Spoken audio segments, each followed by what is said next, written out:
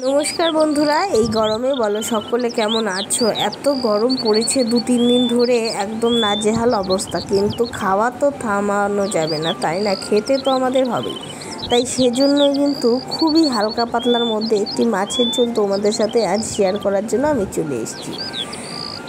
तार जोन्नो नियेछि किन्तु आमि एखाने कातला माछ। तोमरा जे कोनो माछ निते पारो, माछेर कोनो ब्यापार नेই। ব্যাপার হচ্ছে রান্নাটা কিভাবে স্টেপ বাই স্টেপ করবে সেটাই তোমাদেরকে কিন্তু দেখাবো।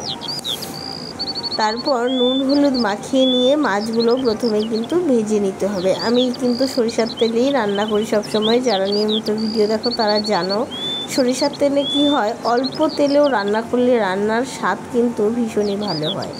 তারপর দেখতে পাচ্ছ লম্বা লম্বা করে নিয়েছি এখানে আলু আর পেঁয়াজগুলো একটু বড় বড় করে কেটে নিয়েছি। এভাবে করে কিন্তু রান্নাটি করলে ভীষণই খেতে ভালো হয়, একটু অন্যরকম কিন্তু স্বাদ আসে।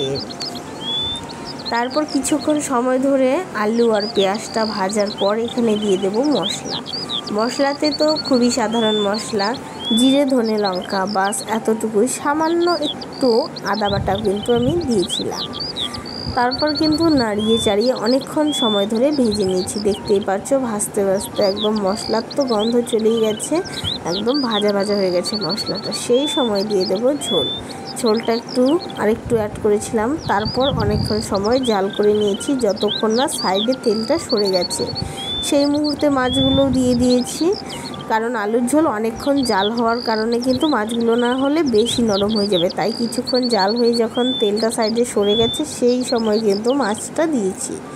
তারপর নাড়িয়ে চাড়িয়ে একটু কিন্তু গরম মশলা দিয়েছিলাম, সেটা ভুলে গেছি দেখাতে। যাই হোক দিয়ে দেবে। তারপর নামিয়ে নিলেই রেডি। কেমন হয়েছে জানিও।